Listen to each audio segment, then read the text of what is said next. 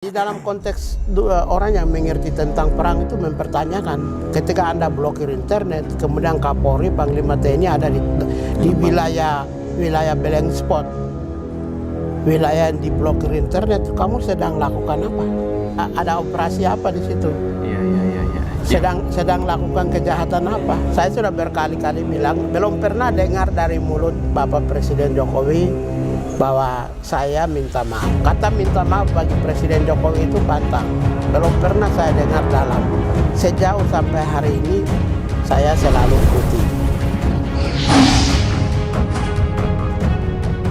Ya, assalamualaikum warahmatullahi wabarakatuh, teman-teman semua. Balik lagi bersama gue Vasco Rusemi di Macan Idealis.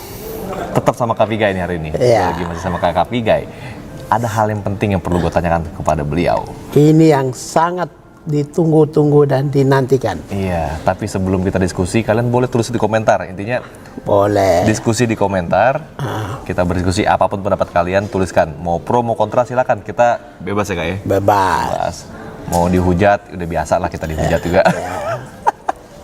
Nah gini Kak, ini baru-baru ini kan kemarin heboh di berita mengenai Jokowi divonis bersalah di Papua karena pembatasan internet kalau nggak salah Kak ya.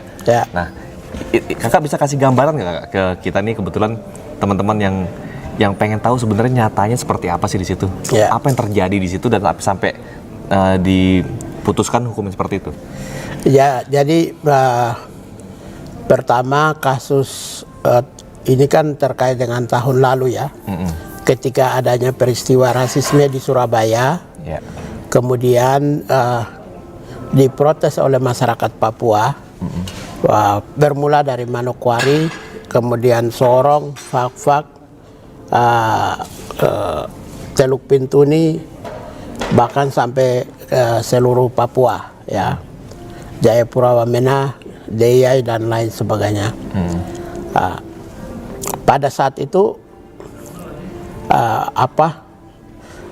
gerakan menentang tindakan rasisme itu cukup tinggi sekali. Oke, itu tahun lalu tuh Kak ya? Tahun lalu. Dalam suasana seperti begini, karena penyebaran rasisme itu tidak hanya dilakukan secara oral, tetapi juga melalui berbagai jaringan media, sosial media, kemudian juga media online. Lalu pemerintah waktu itu mengambil keputusan, salah satunya dengan sadar dan sengaja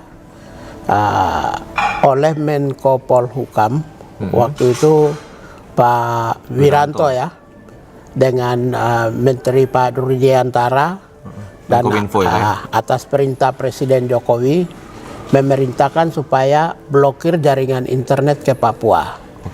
Jadi ini secara sadar, ada perintah secara sadar dan sengaja blokir internet di Papua. Waktu itu pernyataan dari Menko Polhukam Pak Wiranto adalah dalam rangka menjaga keamanan Papua. Tetapi di dalam konteks begini, berbagai aktivis, NGO, civil society baik di dalam negeri maupun juga luar negeri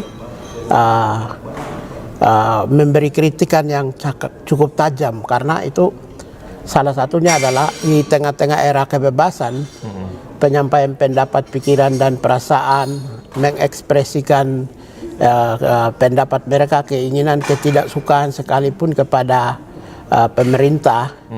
Meskipun tindakannya berbeda-beda dengan beda gaya, beda pola di Papua, tetapi pembatasan internet di tengah-tengah dunia era global di mana jembatan utama adalah melalui jaringan digital, informasi teknologi, itu sangat pelanggaran yang sangat serius, karena penggunaan informasi teknologi itu sangat elementer bagi kebutuhan yang sangat elementer untuk di seluruh dunia. Itu yang pertama. Karena itu dimaknai sebagai negara dengan sadar dan sengaja membungkam kebebasan rakyat Papua. Lalu yang kedua, pemblokiran internet itu menyempurnakan apa yang namanya Papua Papua sebagai daerah tragedi terlupa. Kenapa daerah tragedi terlupa? Karena Papua itu dianggap sebagai dengan sadar dan sengaja sudah bertahun-tahun, hampir puluhan tahun, media asing tidak boleh masuk ke Papua. Sudah seperti begitu, ketika blokir internet, maka tidak mungkin jaringan informasi, kondisi-kondisi faktual yang terjadi di Papua bisa tersampaikan ke dunia internasional dan semua orang tidak bisa membaca potret di dalam suasana kegelapan Papua. Kegelapan dalam konteks informasi itu bisa terjadi sebuah kejahatan kemanusiaan. Kemudian itu yang pertama, yang ketiga adalah dimaknai bahwa memblokir internet itu untuk memperlancar operasi penangkapan, penyiksaan, penganiayaan dan penangkapan bahkan pembunuhan terhadap para pelaku atau aktivis pro demokrasi di Papua ataupun juga rakyat Papua. Di dalam suasana seperti inilah maka meskipun pemerintah mengambil keputusan yang menurut pemerintah adalah menjaga keamanan di Papua, tapi dimaknai oleh berbagai komunitas civil society dan pembela aktivis hak asasi manusia dan dunia internasional memaknai dalam tanda kutip yang lain. Kemudian itu lalu beberapa aktivis kan mengajukan gugatan terhadap kebijakan pemerintah tersebut. Dan kemarin Pengadilan Negeri Jakarta Pusat memutuskan bahwa Jokowi dengan Menteri Komunikasi dan Informatika bersalah atas keputusan yang diambil. Petun ya, gitu ya. Petun memutuskan. Lalu menjadi problemnya adalah di dalam isinya itu menyatakan bersalah, tetapi bersalah itu kan harus direhabilitasi kembali dengan cara apa? Menyampaikan permohonan maafkah? Menyampaikan perasaan menyesalkah? Menyampaikan kompensasi kah, semacam itu. Karena ketika merehabilitasi dengan cara seperti itu, maka kerugian-kerugian yang diderita oleh rakyat Papua itu bisa dikompensasikan dengan cara-cara yang progresif, yang profesional. Itu yang, tapi ketika Menteri Komunikasi dan Informatika Pak Joni Plate mengatakan bahwa waktu itu infrastruktur di Papua rusak. Ada pembelaannya di situ gitu ya. Saya kira bodoh. Itu pernyataan yang bodoh. Karena tidak, kalau mau menyampaikan pembelaan itu di pengadilan aja. Kenapa di pengadilan Anda tidak menyampaikan itu sebagai salah satu argumentasi bahwa infrastruktur rusak. Infrastruktur rusak menjadi tidak bermakna, tidak bernilai ketika pengadilan memutuskan bahwa pemerintah dengan sadar dan sengaja memblokir. Dengan demikian menteri itu justru dianggap tidak pahami dengan pemblokiran yang terjadi pada saat itu.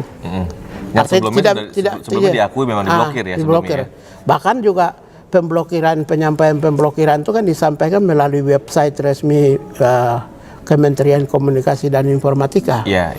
Jadi artinya itu pendapat yang menurut saya agak sesat dan tidak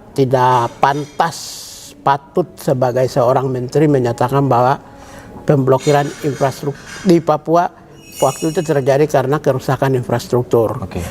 Saya kira itu. Jadi kalau kita mau melihat bahwa dengan keputusan ini sebenarnya memberi potret dan gambaran bahwa kebijakan yang diambil oleh Jokowi maupun juga para menteri selama ini sebenarnya kalau digugat itu sangat kontradiktif semua. Bisa dianggap sebagai pelanggaran hak asasi manusia dengan sadar dan sengaja, by omission, menghilangkan hak-hak warga negara karena kebijakan.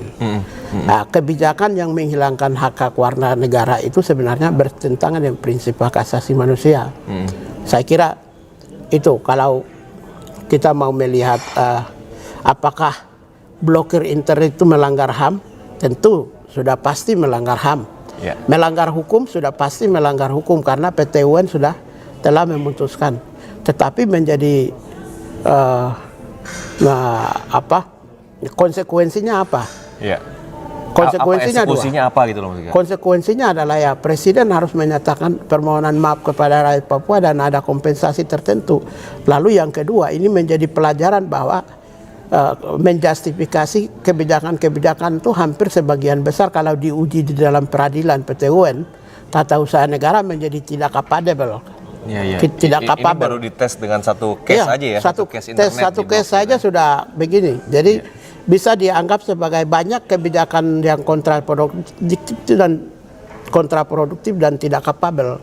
Terus yang ketiga itu bisa dimaknai bahwa kebijakan pemerintah lack of kompetensi. Jadi penyelenggara negara, kepemimpinan Presiden Jokowi dan administrasinya itu kompetensi di dalam pengetahuan, keterampilan dan attitude di dalam penyelenggaraan negara itu masih disangsikan. Karena jadi ketika selama ini kan bisa diuji publik akuntabilitasnya itu dengan perasaan rakyat. Perasaan rakyat bahwa kebijakan-kebijakan itu bertentangan dengan hati nurani rakyat kan sebenarnya tersandra, mengemuka keluar ketika adanya keputusan pengadilan kemarin. Iya. Jadi sebenarnya membuka perasaan apa yang disimpan dalam perasaan rakyat itu terbuka di pengadilan. Dan akhirnya diputuskan bahwa Pak Jokowi bersalah.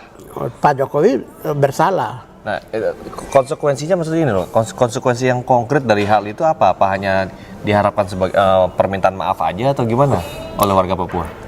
Ya kan tadi saya ulang lagi mungkin. Yang tadi kan saya bilang bahwa selain permintaan maaf itu kan harus disertai dengan rehabilitasi nama Papua.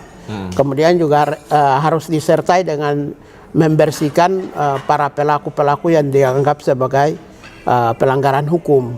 Di mana diadili dengan peradilan yang sesat, menurut saya tidak profesional. Jaksa menuntut 17 tahun kepada Muchtar Tabuni dan rombongan di Kalimantan, pengadilan di Kalimantan itu sangat sesat.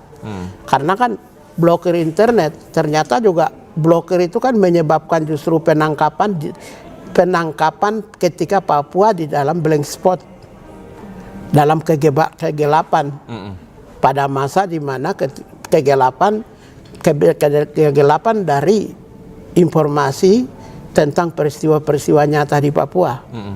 Jadi ketika penangkapan terhadap mereka, ketika penahanan terhadap mereka, itu dilakukan pada saat pemerintah melakukan blokir internet di Papua, maka peristiwa TKP atau peristiwa penangkapan terhadap mereka itu dilakukan tanpa dimonitor, tanpa ada check and balances, tanpa ada mekanisme kontrol pengawasan oleh masyarakat. Maka secara otomatis sebenarnya jaksa penuntut terhadap mereka, di mana mereka dituntut dengan berat, itu harus dikompensasikan. Salah satunya adalah keputusan kompensasinya melalui pengurangan hukuman terhadap mereka. Gue ngerasa apa ya kayak dengan diputuskannya Jokowi dan Menteri Kominfo ini bersalah, ini berani ya Petun ini ya, Presiden dibuat bersalah begitu ya. Pengadilan Tata Usaha Negara itu tidak melihat siapa presiden dan siapa menterinya. Mereka melihat itu alur prosesnya benar nggak, apakah secara administrasinya benar nggak, bertentangan dengan aturan dan hukum nggak, bertentangan petunjuk pelaksanaan dan teknis atau tidak. Karena itulah mereka menyatakan bukan soal pribadi presiden dengan menterinya, tetapi kebijakan itu kontradiktif dengan aturan-aturan atau pijakan-pijakan dasar peraturan yang ada. Karena itulah maka hakim hanya menyatakan bahwa ini sesuai dengan aturan dan ini tidak sesuai dengan aturan.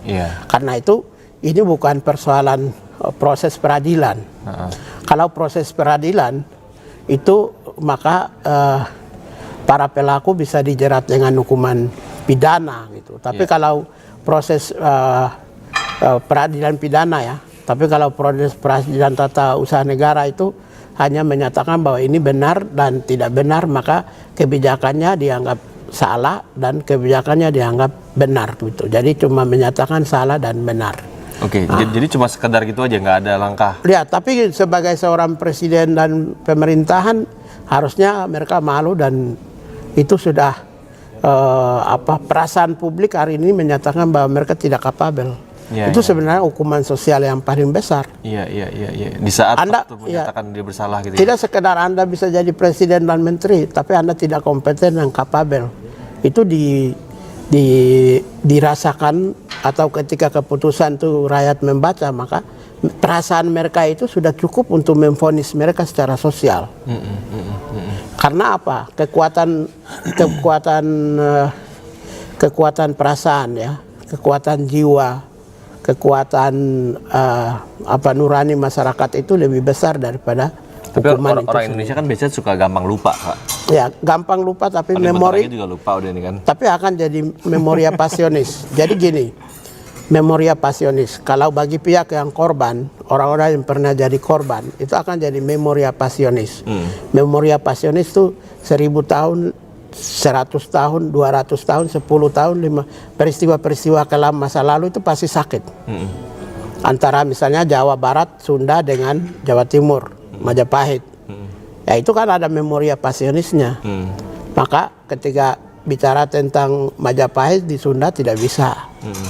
Itu sebaliknya gitu. Jadi ada memoria pasionis itu, meskipun peristiwa Pajajaran Sunda dengan Majapahit itu peristiwa terjadi ribuan tahun. Sudah zaman lama kan begitu. Tapi kan memori pasionisnya ada. Walaupun di dalam sejarah masih banyak perdebatan juga mengenai itu. Iya, tapi kalau memori itu ya. memori derita itu kan satu, orang baca buku histori. Yang kedua adalah tutur lisan dan sejarah. Tutur lisan dari generasi ke generasi, maka bagi pihak yang korban seperti rakyat Papua itu akan ingat satu, bahwa ada kebijakan yang pernah membatasi blokir internet untuk memperlancar diduga sebagai memperlancar sebuah usaha kekerasan dan kejahatan di Papua. Pasti itu memori itu akan ada. Diduga adalah untuk memperlancar upaya. Ya, bisa saja. Oke. Dan nyatanya juga ketika blokir internet, penangkapan peristiwa dan bahkan penembakan juga terjadi di mana-mana di Papua oleh aparat keamanan. Oke. Di saat itu punya Kapolri dan Panglima TNI ada di tempat. Iya. Maaf aja, ketika Panglima TNI dan Kapolri ada di Papua, di mana pada saat blokir internet itu dunia internasional tanya, ada apa di situ? Iya. Ada operasi apa di situ? Iya. Sedang lakukan kejahatan apa? Jadi memang ada misi tertentu di situ ya, Kak? Enggak, di dalam konteks orang yang mengerti tentang perang itu mempertanyakan, ketika Anda blokir internet, kemudian Kapolri, Panglima TNI ada di wilayah blank spot, wilayah yang diblokir internet, kamu sedang lakukan apa? Oke. Itu tidak boleh. Orang tanya kok, Pak. Dunia nanya. Jadi yang rugi kebijakan Jokowi yang blokir internet itu, yang rugi itu Indonesia. Iya. Bukan hanya Papua. Bukan. Papua korban. Tapi negara Papua rugi. mulu korban kayaknya, Kak. Itu dia. Tapi negara Indonesia rugi. Oke. Indonesia rugi karena dunia nanya, kenapa Panglima TNI Kapolri ada di Papua? Itu kenapa sampai ada terjun payung di Wamena? Kenapa setiap gang-gang kecil itu ada tentara dan polisi pada saat itu? Drop sampai ancaman 47.000 pasukan lagi. Ancaman ya, bahwa saya akan turunkan 47.000 pasukan misalnya di lapangan. Jadi artinya blokir internet itu bisa diduga oleh kelompok aktivis human rights dan kelompok terdidik Indonesia, orang-orang educated dan para perwira-perwira, tentara dan polisi, dan bahkan dunia luar menganggap bisa juga ini sedang terjadi sebuah kejahatan di Papua. Oleh penguasa. Ya jelas lah. Siapa lagi kalau bukan? Dan akhirnya diputuskan ya. Jadi dan blokir internet sadar dan sengaja dilakukan pemerintah kan diputuskan di pengadilan kemarin. Iya. Putusan merasa bersalah di situ. Perlu bersalah. Jadi begitu. Jadi cara pandang secara intelijen ya, naluri intelijennya itu justru merugikan Indonesia. Kan misalnya Australia nih, contoh sederhana aja. Kenapa blokir internet terus Panglima TNI Kapolri ada di Papua? Kan ditanya, ada apa? Sedang operasi apa? Sedang lakukan kejahatan apa? Ya kan mungkin belum tentu akan kejahatan Kak. Ya, Dalam hal kalau mau itu kan yang normal ya sudah bintang 3 aja yang ditugaskan Papua kayak. Ya. Berarti ada misi khusus yang sangat penting Iya. ya teman-teman semua. Memang hal ini yang cukup mengejutkan buat gua pribadi sebenarnya tadi ya. Makanya gua mau coba tanya ke Kakak Pigai memang kalau kok nanya soal Papua biasanya gue langsung ke Kak Pigai langsung karena pasti infonya pasti lebih update lah dari kita semua di sini. Nah mudah-mudahan hal ini nggak terulang lagi Kak ya. Ini baru satu case aja yang dipetunkan, salah satu kebijakan pemerintah yang dipetunkan, akhirnya terbukti bahwa penguasa ini bersalah. Ya. Gimana rasanya gimana jadinya kalau misalnya banyak kebijakan-kebijakan yang lain ini dipetunkan lagi misalnya, kan masih banyak tuh Kak, misalnya kayak kartu prakerja, dari mana menguntungkannya buat rakyat, dari mana menguntungkannya untuk para pengangguran gitu kan, dan banyak lagi beberapa kebijakan-kebijakan yang mungkin kurang pro terhadap rakyat. Ini menarik di situ Kak ya. Kesimpulan Kakak apa di sini?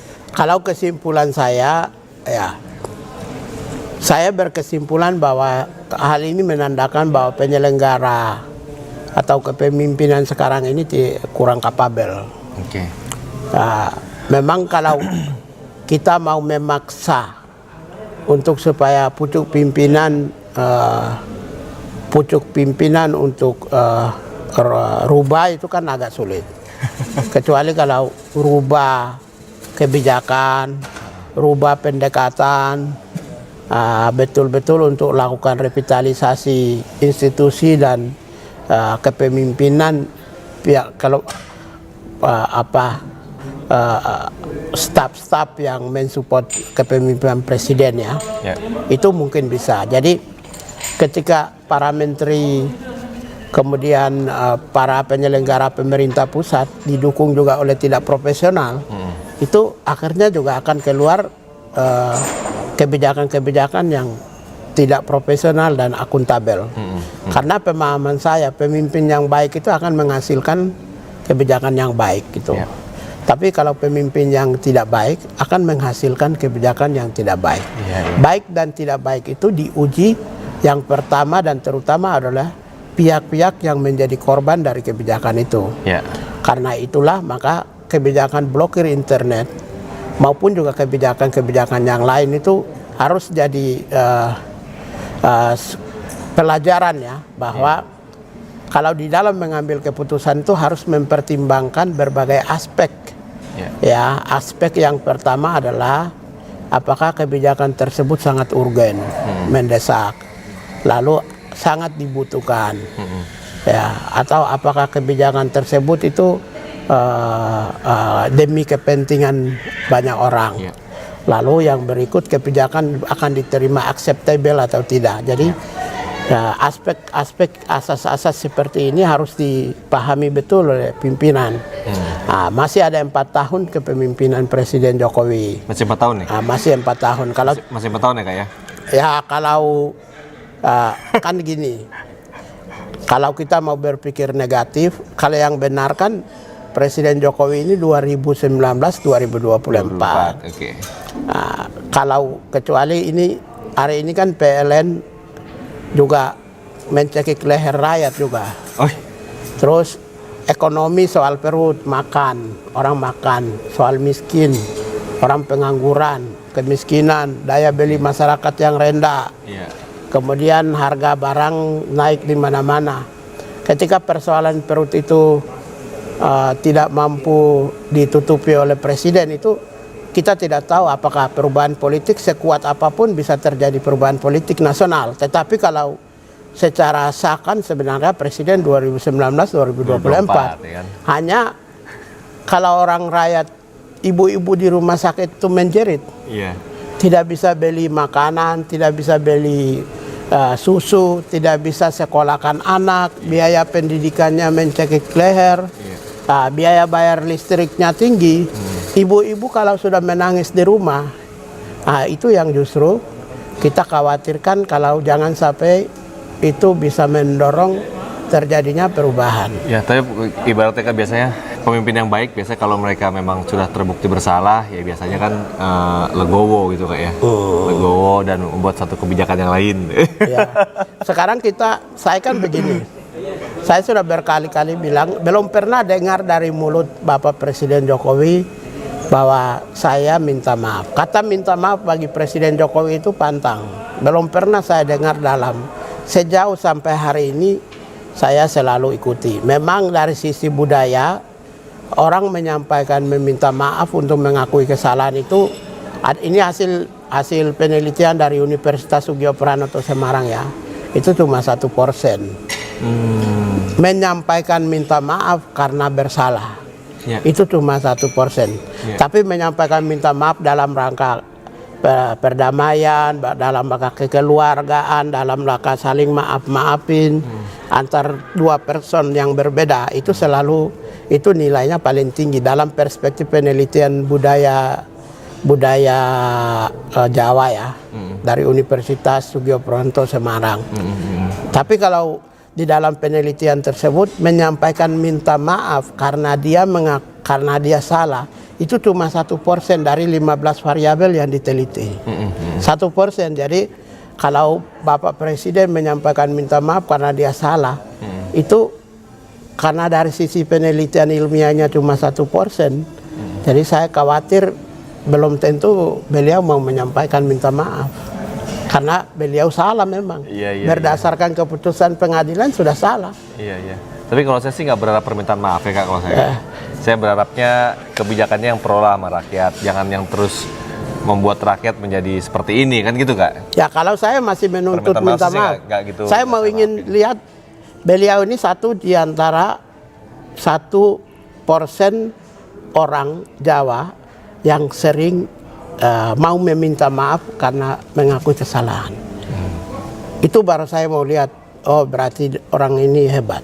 Oke, di situnya ya. Di situ saya mau menguji mampu nggak mengalahkan dirinya untuk karena egonya. Dengan permintaan maaf itu dia pasti akan untuk berpikir berulang kali lagi kalau membuat satu kebijakan nanti. Takutnya ntar dia salah lagi, maksudnya Kakak itu ya, kali ya. Saya pakai pendekatan penelitian ya, Universitas Sugio Pranoto. Ya teman-teman semua, kira-kira seperti itu diskusi gue sekarang bareng Kak Pigai. Apa pendapat kalian mengenai hal ini, mengenai diputuskannya Presiden dan Menteri Kemenkominfo bersalah terhadap pemblokiran internet di Papua? Tulis di kolom komentar. Apa kira-kira fenomena apa ini? Tulis komentar. Kalau ini bermanfaat, jangan lupa like dan share video ini, subscribe channelnya, klik tombol loncengnya biar lo terus update di Macan Idealis. Assalamualaikum warahmatullahi wabarakatuh.